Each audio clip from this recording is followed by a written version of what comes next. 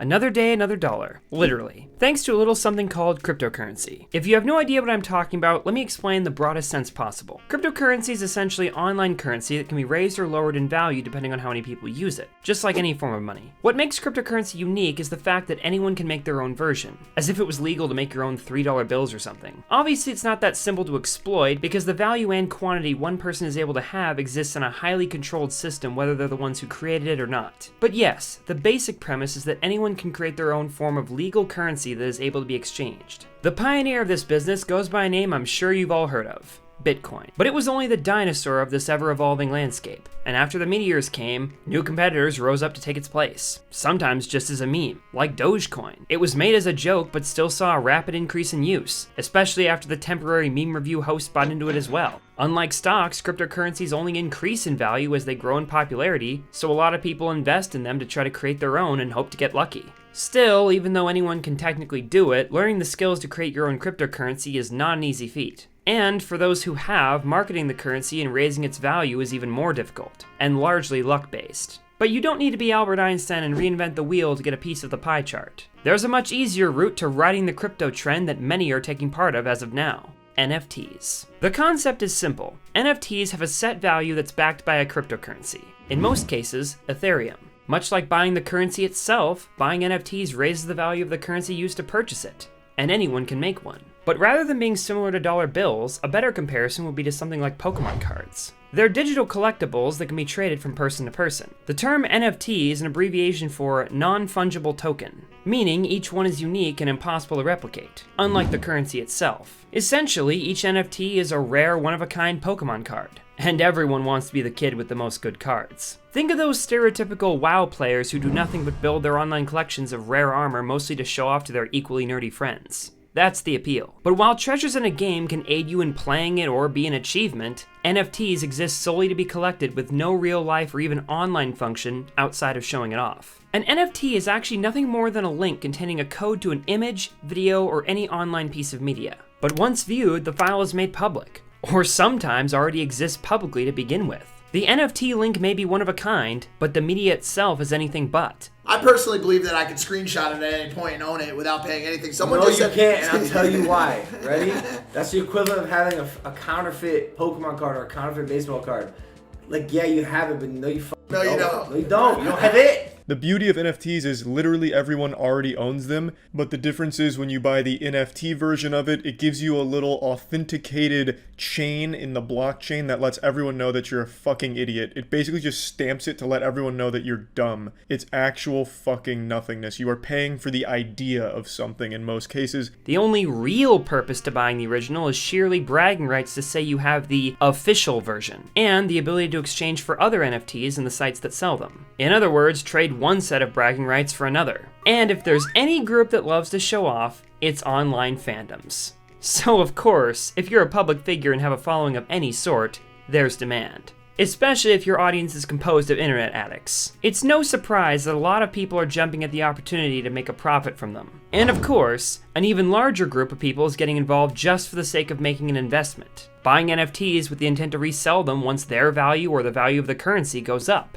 That said, you may wonder what the issue is and why so many people are talking about this. Online creators release their own products all the time for the diehard fans, and online collectibles are hardly a new thing. But most online collectibles don't go for millions of dollars! What makes NFTs so ridiculed is the fact that they're not only intangible online products that serve no outside purpose, but that they can sometimes be sold for prices so unbelievably high that it reaches the point of genuine comedic absurdity, especially since the files themselves can usually be acquired for free, on top of the fact that NFTs themselves are contained within the sites that sell them. So if the platform eventually dissolves, nothing bought is left behind. I was one of the dumb people who bought, I think it was Pac-Man on the original Xbox.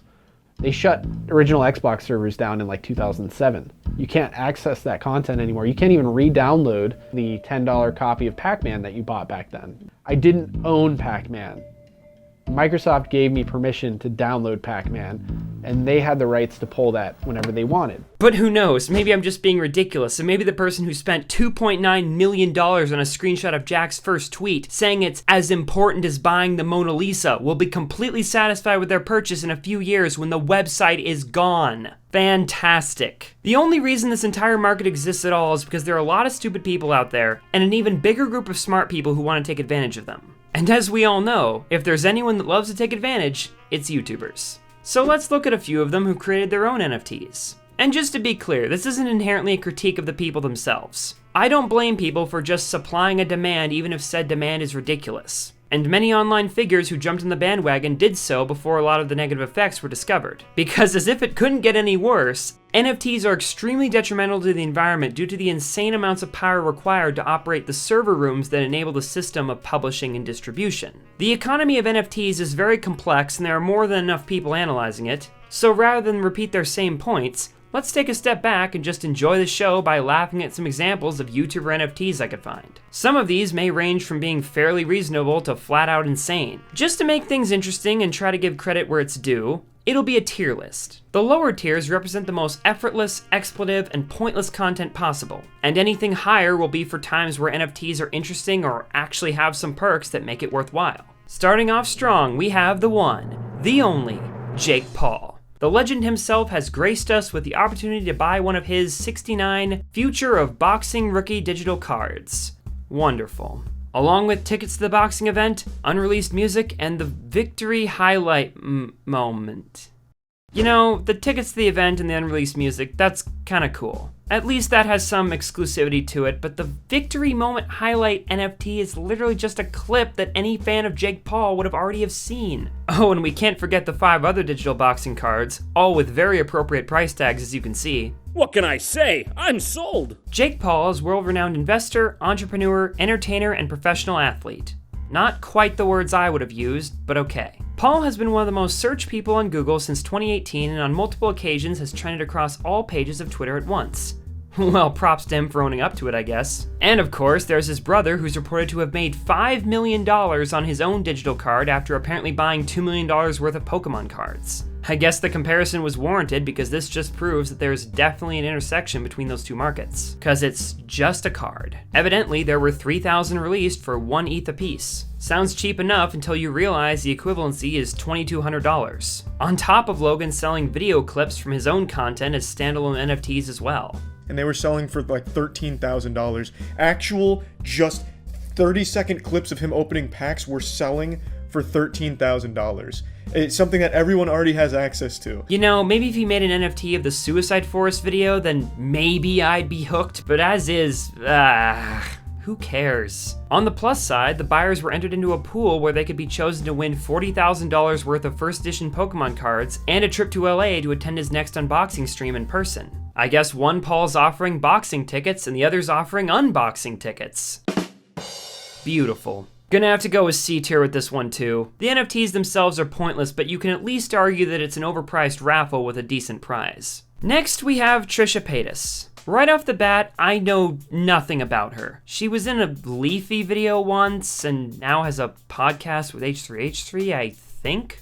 Not anymore! Her NFTs are strange. The page looks like an Instagram account. It's just random photos of her. Some professional, and some look very spur of the moment. But of course, that doesn't mean they're any more affordable. Gonna go with F tier since the content doesn't offer any real benefit outside of a link to already public photos. Why bother? YouTube collective The Boys sells roughly $12,000 worth of I can't go any farther than that.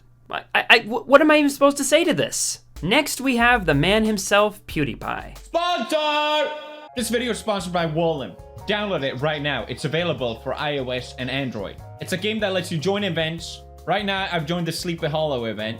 If I get 200 pumpkins, I will get an iPhone 12 mini. This one is a bit different because Felix himself isn't exactly the one marketing it. The NFT was created for the game Wallum, which is essentially the cryptocurrency equivalent of Pokemon Go. Geez, maybe there really is an intersection of those two markets. The NFT is an exclusive Pewdiepie skin. And you know what? Why not? The fact that it went for $20,000 is completely insane, but at the very least, it's content that's not available elsewhere. I'll give it that. Unless, of course, you count the resellers who are offering it for the once-in-a-lifetime price of $2.9 million.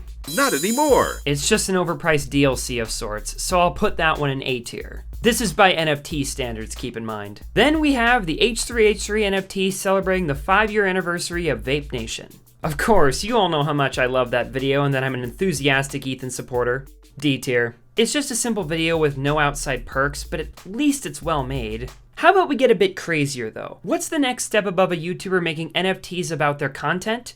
Well, how about a YouTuber making NFTs of their content? The co-founder of Twitch, Justin Kan, decided to turn his YouTube videos into NFTs. When you collect a certified Justin Kan story, it can be likened to collecting an autographed version of a Justin Kan YouTube video. An interesting idea, but it actually just makes the purchase more disposable. Rather than a short video to represent the NFT that's at least original, this approach is just taking content that already exists and repackaging it for a different purpose. Much like Logan Paul did for individual segments of his unboxings. The exclusivity is completely removed. It's not like there's anyone taking down their videos after turning them into NF. Oh wait, I take that back, that's exactly what's happening. Charlie Bit My Finger is one such case, a video ingrained in YouTube's history as one of its original viral pieces of content. Now it's an NFT, and to increase the potential value in this form, the creators are taking it offline completely from its original home. Just great. So in order to increase the demand for the NFT, the family has decided to remove the video and only have it exist as that NFT. Justin Kan gets F tier for disposability, Charlie's family gets F tier for unnecessary deletions, and you know what? Logan Paul himself is getting F tier too, just because I'm getting sick of him. But what if we got a step crazier? What if instead of selling just a clip or a whole video, we got a YouTuber selling an entire video platform? As it turns out, McJuggernuggets, or the child of Psycho Dad, is selling an NFT of Storyfire, the YouTube competitor. Well, to be clear, Ridway didn't put up Storyfire itself for auction. Instead, he offered an NFT,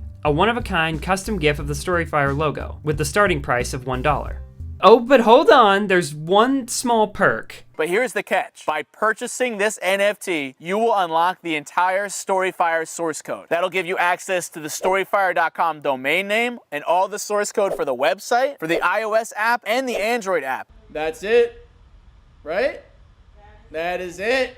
Deck Chair, the official new owner of Storyfire. Okay, if there was ever a time to award an S tier rank NFT, it would be now. Had this platform been owned by the Pauls, the approach would have been likely to sell several thousand NFTs and one random winner will get access to the site. But in this case, it isn't a gamble. You're not getting ownership per se, but it's at least the best perk I've seen yet. And while yes, the bidding brought it up to nearly 8 Ethereum, which is around $16,000, it wasn't set at a high price from the start like most others were. Now you may be noticing an obvious trend of the NFTs mentioned being created by larger YouTubers simply as content to buy, very much akin to their merch. Well, that's true. And most times, in order to be successful with such highly priced items, you need to have an insanely large following to find a niche enough crowd who will buy them. Just keep in mind though, this isn't necessarily the only way. The original intent of all of this was to sell exclusive rights to art. People who buy up NFTs do so to feel some connection to the work and some kind of pride in having its NFT, even though they have no legal ownership of the work or even a physical version.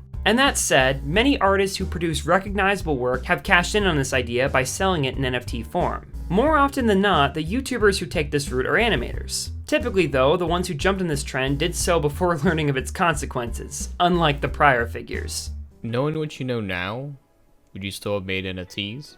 No, I think that I wouldn't do it. I think that at the time it was just a great way to help, fund future projects and also to, be a part of a new, emerging art scene. First off, we have Meat Canyon. I don't think this guy needs any introduction because even if you're unfamiliar with the name, you've likely seen his work at least once in the form of his intentionally creepy parody videos. Personally, I love this content and it's always pleased me to see it succeed, given how dead the animation industry has been for many years, short of the most expletive creators. Not anymore. He offers 3 NFTs, and because I don't want to get age restricted, I won't be able to show the other 2. Like with other photo-based NFTs, the actual art itself is accessible in file form, so this basically just boils down to the same issues as the other content. It's relatively pointless aside from the vague idea of holding ownership of a well-known artist's creation. I'll go with B tier because even though the exclusivity aspect is gone, the quality of the work and price of the NFTs is far better than the material thus far, and marketing art was the original intent of this concept. Similarly, there's also the NFTs created by Michael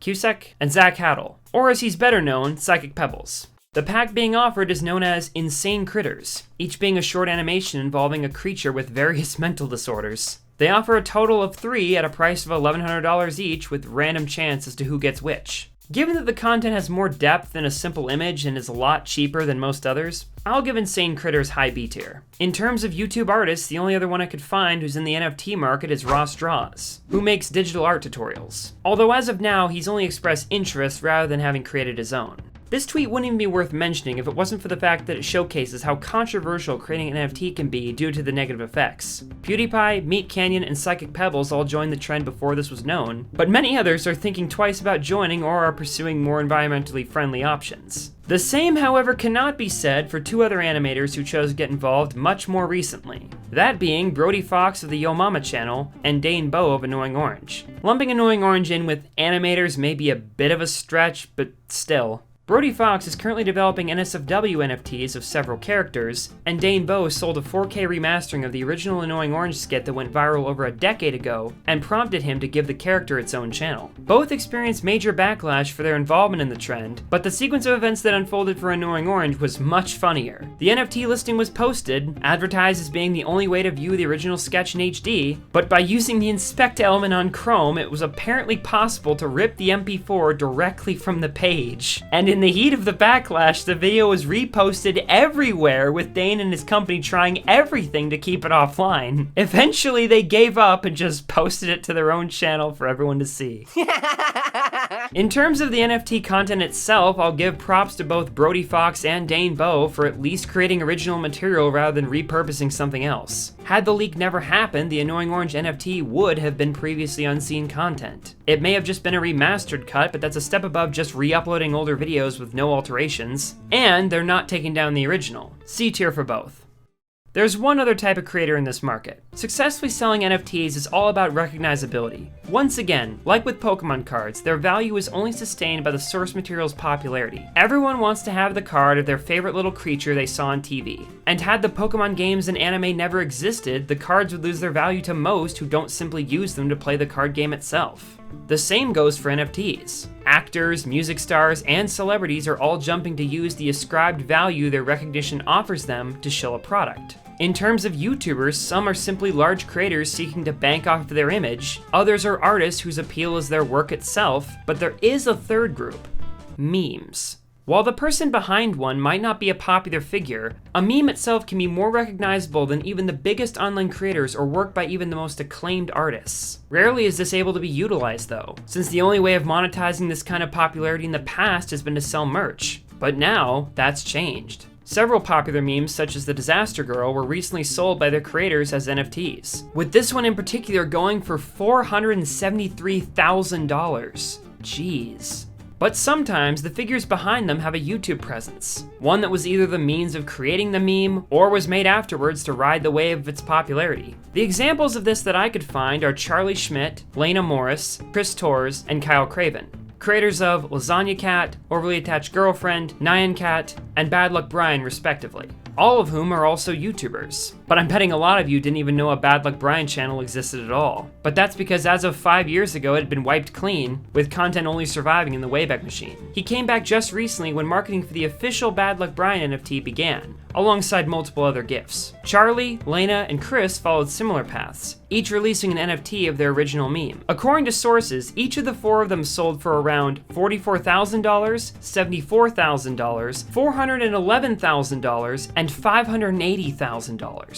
Evidently, Chris was the first to join the trend when auctioning off Nyan Cat and directly introduced the concept to Kyle and Lena, who marketed their memes in each of the following 2 months. In terms of content, it's pretty self-explanatory. Chris Torres evidently remastered the original Nyan Cat GIF, but the others just posted their originals unaltered. What you see is what you get. Plus, as the Overly Attached Girlfriend article reminds us, NFTs do not confer ownership. Morris cannot prevent anyone from spreading the meme, nor can the new owner of the NFT. But it certifies authenticity, like a digital autograph from Morris herself. I'll give Chris some credit for remastering the original Nyan Cat GIF, and Kyle for at least having some variety. D tier. Keyboard Cat and Overly Attached Girlfriend, however, are getting F tier. At the end of the day, the content is nothing more than a pre-existing piece of media, and the idea that you're paying thousands of dollars dollars for some legitimate version of it. Despite the environmental problems of the market itself, I don't blame people for participating in this, but the quality of the product itself is deserving of F tier when no effort is made to enhance the material or include perks. And that's the criteria that I think these things should be judged as.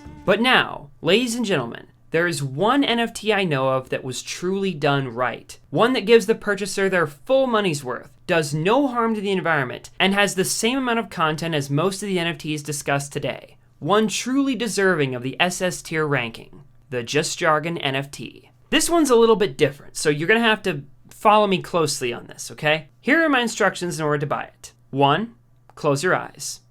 2, use your imagination to visualize something really cool.